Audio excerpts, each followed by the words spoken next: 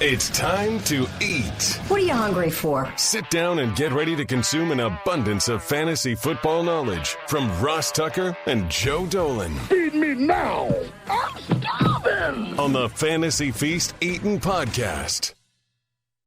Yeah, let's eat, baby. This is the Fantasy Feast Eatin' Podcast, and it is presented by DraftKings Sportsbook. I'm Ross Tucker, former NFL offensive lineman, 5 teams, 7 years. Most of you know this. Those of you watching us, youtube.com/Ross Tucker NFL. You can see the helmets, the game balls, etc.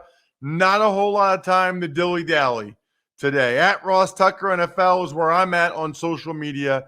At Ross Tucker Pod is where you can get the clips to this show and all the other shows. Even Money, Ross Tucker Football Podcast, College Draft, Business of Sports, on any of the social media platforms. But we haven't officially started free agency yet, but over 100 guys have already agreed to terms. We need to talk about the relevant skill position players with the one and only Joe Dolan at FG_Dolan, number one ranked fantasy analyst in the galaxy over the last decade. We will post that again to social media. For those of you that don't believe us, it's true. Joe, I guess we'll start with quarterbacks. I believe we've already talked about Derek Carr. Geno Smith, we kind of already know what the deal is with him in Seattle. So I think my thoughts are Daniel Jones, Jimmy Garoppolo with the Raiders, Daniel Jones with the Giants, and we presume Aaron Rodgers with the Jets. I'm not going to presume anything about Aaron Rodgers right now. I think he is going to the Jets. We are recording this at 9 a.m. on the 15th. I believe he is scheduled to go on the Pat McAfee show at 1 p.m. today, and God knows what's going to happen there. I think it's minus 500 that he's going to announce he's going to the Jets after they signed his and all of his buddies. But we'll talk about that next week. Right now, I think the big one to talk about from the quarterback perspective is Jimmy Garoppolo, because he's changing teams. We have Daniel Jones staying put, and we'll talk about Darren Waller in a little bit. But Jimmy Garoppolo moving to the Raiders is, I think on the surface, a lot of people are just like, all right, so you moved on from Derek Carr to go to Jimmy Garoppolo. Like, I mean, people even notice if you didn't tell them, like when you swap twins in a grade school class to make sure, to see if the teacher's paying attention. The thing about the Raiders getting Garoppolo, $34 million guaranteed, but it doesn't preclude them from drafting a quarterback if they don't want to, if they have that option. The Raiders offense was not really all that bad last year. Las Vegas scored a touchdown or a field goal on 42.4% of their possessions. That was 5th best in the NFL and ahead of like the Bengals, the 49ers, and the Cowboys. So Derek Carr actually quarterbacked a pretty efficient offense last year. But the defense also required them to score a ton. But what's going to happen here with Jimmy Garoppolo is, I think what Josh McDaniels wants is he wants a dependable starter who's not going to turn the ball over, a dependable starter who's going to make the throws that are there and maybe not even attempt some bad throws. His 103 quarterback rating was 3rd best among quarterbacks last year with 300 or more dropbacks. But he also had, according to Fantasy Points data, the 24th best wow throw rate, meaning oh man, that was a big time throw. Nah, he did not do that very often. Big plays, not a huge part of what Jimmy Garoppolo does, but he also he takes care of the ball. From a fantasy perspective, Deebo Samuel, significantly better over the last 2 years when Jimmy Garoppolo is under center. 17.8 fantasy points per game with Garoppolo, 12.8 without. Brandon Ayuk, slightly better splits. So in theory, this is a good move for Devontae Adams, who had a big year last year anyway. And it's a good move for Jacoby Myers, who is now a new Raiders wide receiver. Hard to know what this means for Hunter Renfrow, because they also just got rid of one of their big 3 targets in Darren Waller, trading him to the Giants. But all in all, I think this is a move that should keep the Raiders in the top half of the league offensively, with Josh Jacobs obviously back in the saddle as a franchise player. I love that stat about the Raiders offense last year. I didn't realize that at all.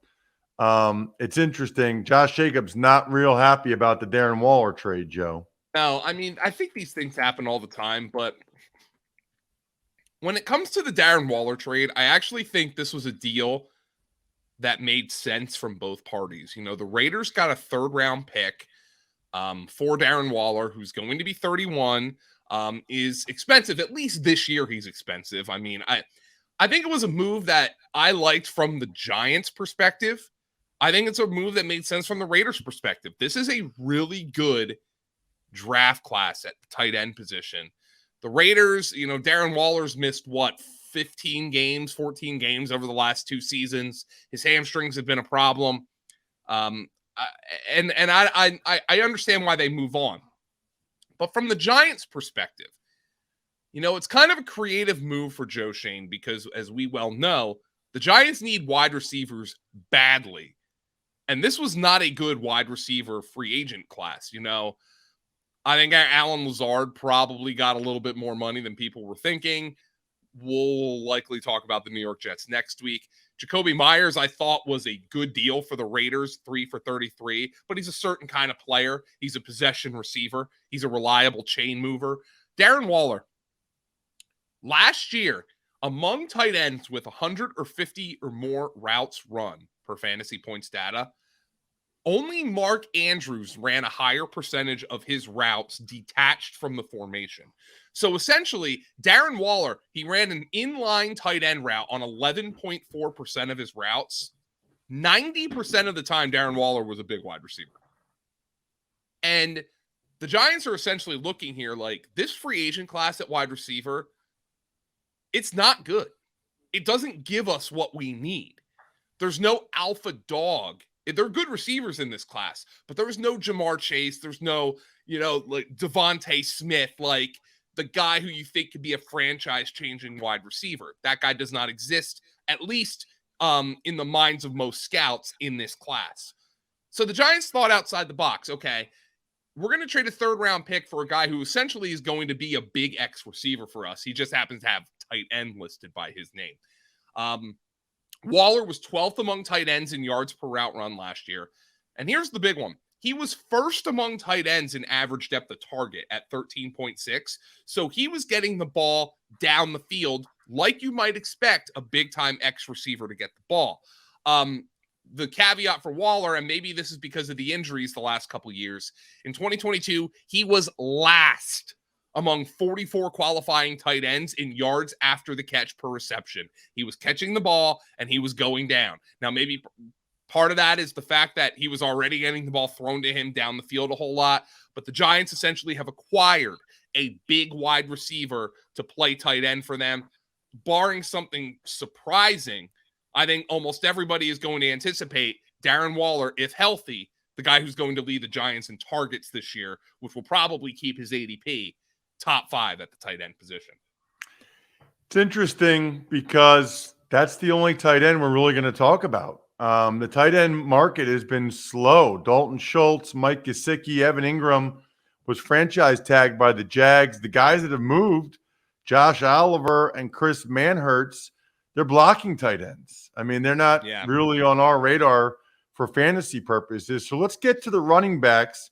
And again, Joe, I'd like to focus on the guys that switch teams. We have a pretty good feel for Saquon Barkley with the Giants and Josh Jacobs with the Raiders and Tony Pollard with the Cowboys.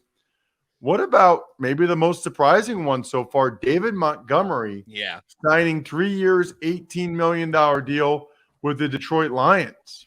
Yeah, so I think a lot of folks were surprised by this because I think it was considered almost almost a fait accompli that Jamal Williams was going to be back with the Lions because of his leadership ability. Obviously, he led the NFL in rushing touchdowns last year. And I think maybe Jamal Williams is still back, but I would think he goes somewhere else where he has a better chance to play. There's a couple of things here about David Montgomery, though. Number one, he can play on all three downs. He's a good receiver. He's a good pass protector. And that's not good news for DeAndre Swift. I think they have significant concerns about Swift's ability to stay healthy. But I think David Montgomery has serious breakout potential this year. Per fantasy points data, Montgomery was tied for the highest forced missed tackle rate among all running backs with 125 or more carries with Nick Chubb. And we always saw the big cliche about Nick Chubb is, oh, he's the best pure runner in the NFL. Well, I mean, it's a cliche for a reason because I think Nick Chubb is very much up there. David Montgomery forced just as many missed tackles as Nick Chubb. David Montgomery is very elusive. Moreover, David Montgomery just got a huge offensive line upgrade. They were third best, the Lions were, in running back yards before contact last year, while Chicago was 20th in the NFL. 2 years ago, Detroit was 10th best. Chicago was 24th in the NFL. Now, running backs can play into that a little bit. Guys who dance a little bit more are going to be contacted more behind the line of scrimmage. But I think David Montgomery on this contract has massive breakout potential for the Detroit Lions. And I am going to be fascinated to see where his ADP falls vis-a-vis that of DeAndre Swift. Because if David Montgomery is cheaper, I think David Montgomery is going to be the better pick. Running back move with a new team, I think, Joe, that we have to discuss this week is really interesting as well.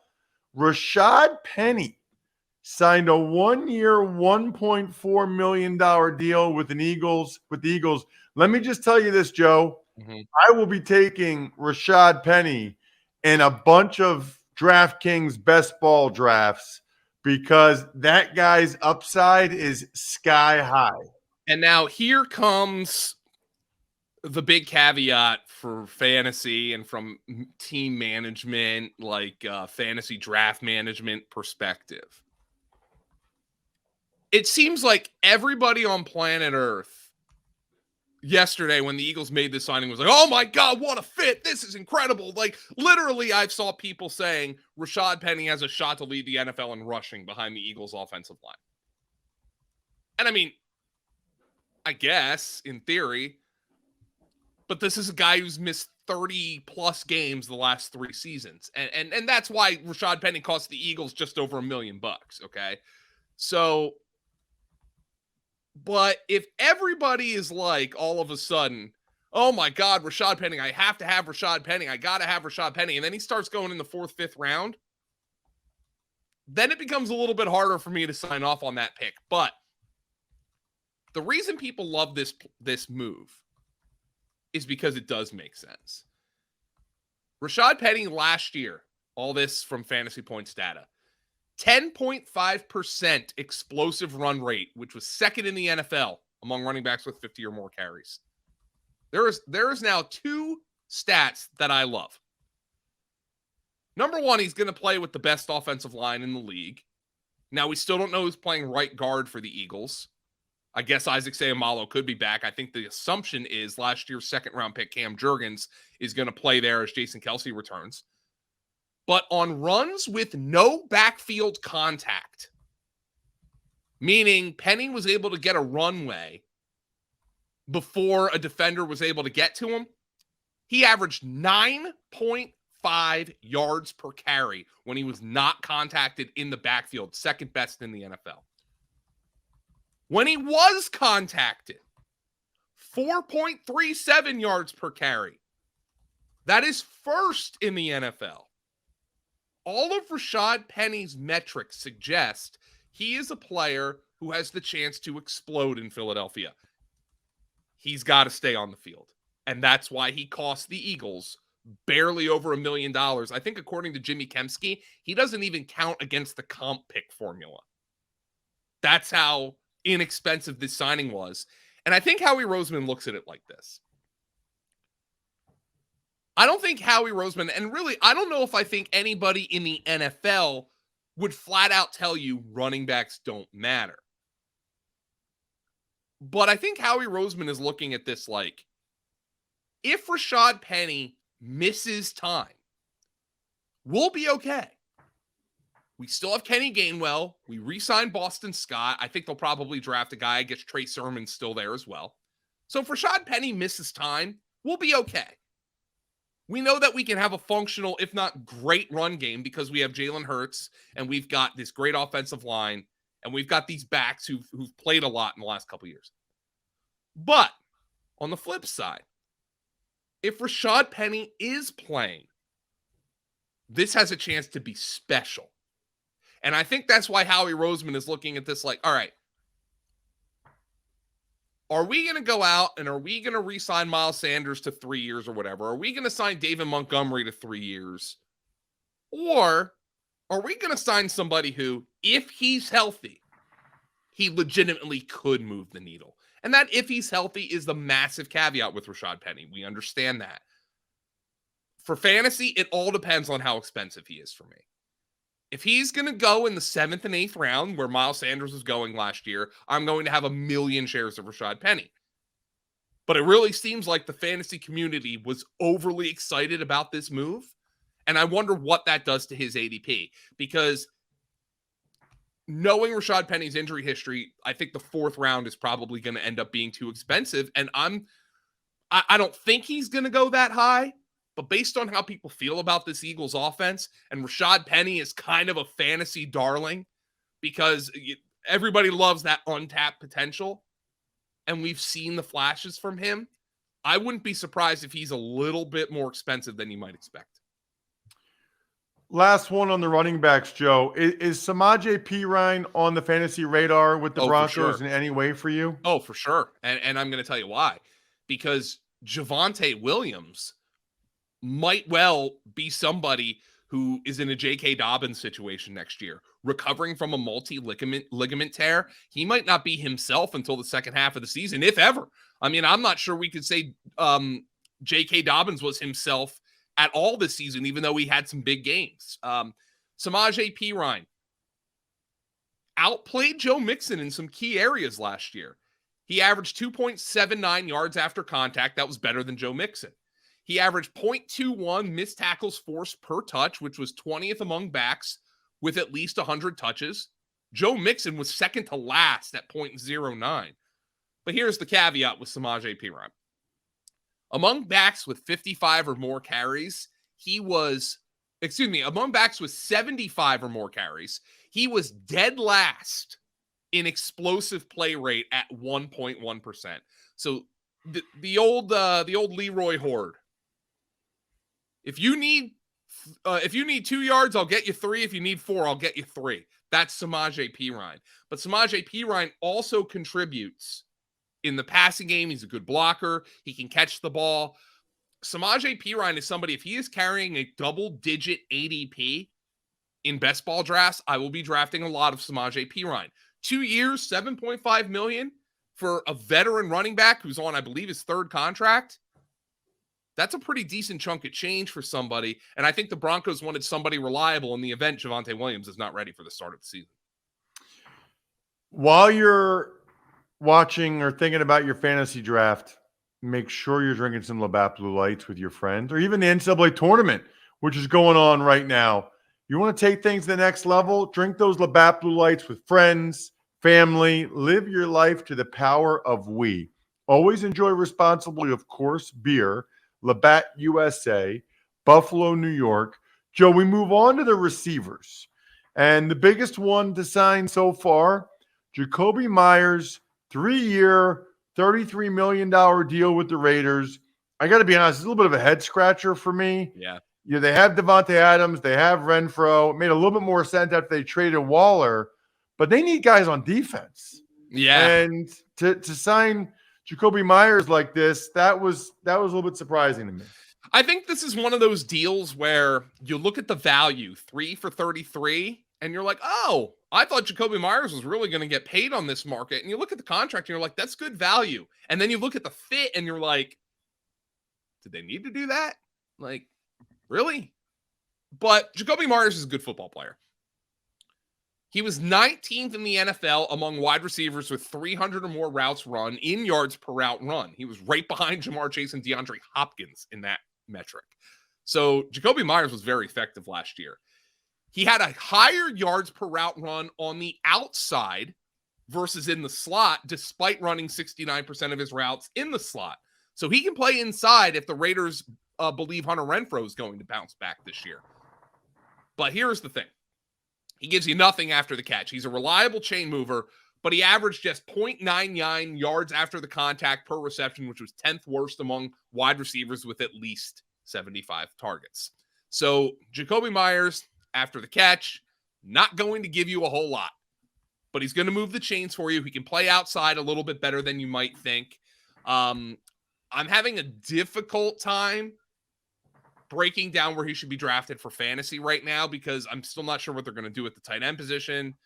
With Darren Waller gone, I would presume they're going to draft one. It's a great wide receiver, a great tight end class. But I think Jimmy Garoppolo can distribute the ball, and I think Jacoby Myers is a totally fine mid-round target at the wide receiver position. They did give him a decent contract. Yeah, it'll be interesting to see because I mean, you think there's any chance they move on from Renfrow? I think there's probably some chance. He had fumble issues. He obviously had injury issues.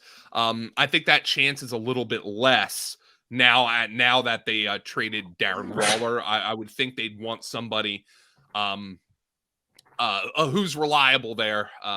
They don't have a particularly deep wide receiver group beyond those top three. It's a good top three, but beyond the top three, it's not particularly deep. I would think they want to keep him there for now, but you never know with Josh McDaniels.